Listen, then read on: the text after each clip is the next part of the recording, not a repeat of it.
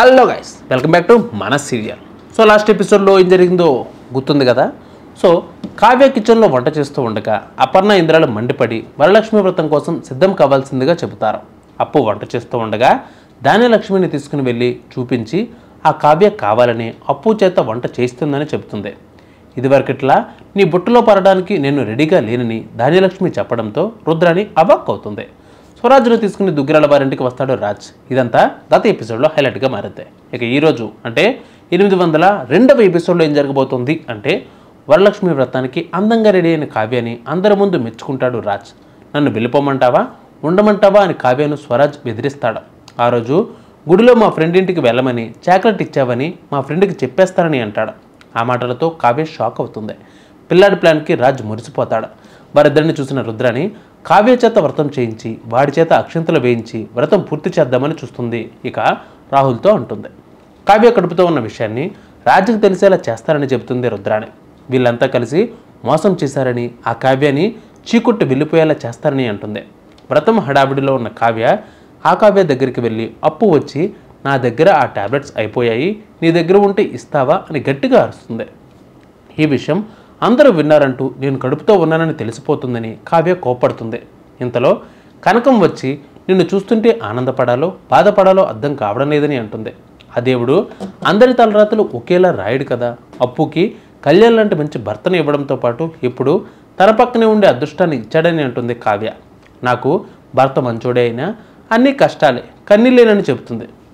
కనీసం మీరు నా భర్త అని చెప్పుకునే అదృష్టం కూడా లేదని, ఆయన పక్కన కూర్చుని పూజలు వ్రతాలు చేసుకునే సౌభాగ్యం కూడా లేదని అంటుంది. కానీ కవిగారు అప్పుకి ఆనందాన్ని ఇచ్చారని, నా భర్త అని చెప్పుకునే అదృష్టాన్ని ఇచ్చారని, తనతో పాటు సంతోషంగా వ్రతం చేసుకునే సౌభాగ్యాన్ని ఇచ్చారని చెబుతుంది కావ్య. వాటితో పాటు ఇప్పుడు కూడా అప్పుని తల్లిని కూడా చేయబోతున్నారని, మన అప్పు చాలా అదృష్టవంతురాలని అంటుంది. కానీ నేనే చాలా దురదృష్టవంతురాలనని, అందుకే నాకు ఈ కష్టాలు అవన్నీ అని కావ్య బాధపడుతుంది. వారి మాటలను విన్న రుద్రాణి వెంటనే ధాన్యలక్ష్మిని తీసుకుని వచ్చి కావ్య కనకం ఏం మాట్లాడుకుంటున్నారో చూపిస్తుంది. అప్పుకి ఉన్న సంతోషం అదృష్టం నాకు లేవని కావ్య ఎలా బాధపడుతుందో చూస్తున్నావా అని ధాన్యంతో అంటుంది రుద్రాణి. నేను చెబితే కావ్య అలాంటిది కాదు, మా ఇద్దరి మధ్య తగువులు పెట్టద్దని అన్నావని మండిపడుతుంది అప్పు. ఇక అప్పు విషయంలో కాస్త జాగ్రత్తగా ఉండమని వార్నింగ్ ఇస్తుంది. రాజ్ స్వరాజులు ఇద్దరికీ పట్టుబట్టలు కట్టుకోమని ఇస్తారు కళ్యాణ్. మాకెందుకు, మేము వరలక్ష్మి వ్రతంలో కూర్చోం కదా అని చెబుతాడు రాజ్. నువ్వు అప్పు పక్కన కూర్చుంటావు, నేను ఎవరి పక్కన కూర్చోను అని అడగ్గా నువ్వు ఆంటీ పక్కన కూర్చో అని పిల్లాడు అంటాడు.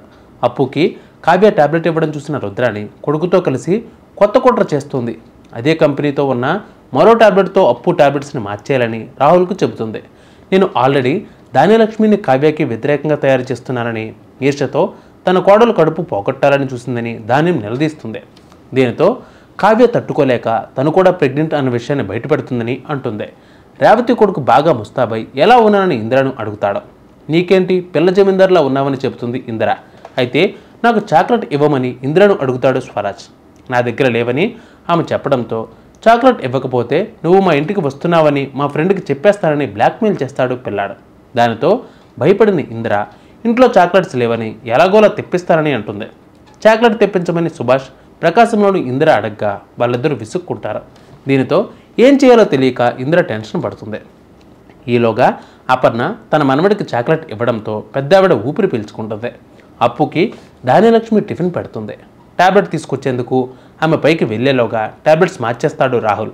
ట్యాబ్లెట్ తీసుకువచ్చి అప్పు చేత వేస్తుంది ధాన్యలక్ష్మి. తమ ప్లాన్ సక్సెస్ఫుల్గా వర్కౌట్ అయినందుకు రాహుల్ రుద్రాణిలు సంతోషిస్తారు.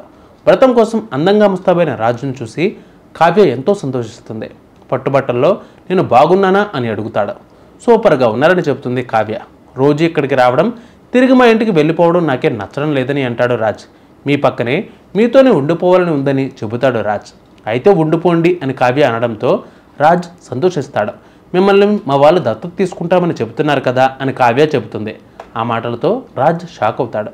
వ్రతం మొదలు కావడంతో పనులు ఇంకా పూర్తి కాలేదా అని అప్పు స్వప్నాలపై మండిపడుతుంది కావ్య. పిల్లల తల్లి కష్టాలు నీకేం తెలియవని, నీకు కూడా పిల్లలు పుడితే అప్పుడు తెలుస్తుందని చెబుతుంది స్వప్న. ఇంతటితో ఎపిసోడ్ క్లోజ్. నెక్స్ట్ ఎపిసోడ్లో మళ్ళీ కలుద్దాం. అందరికీ కీప్ వాచింగ్ మన సీరియల్.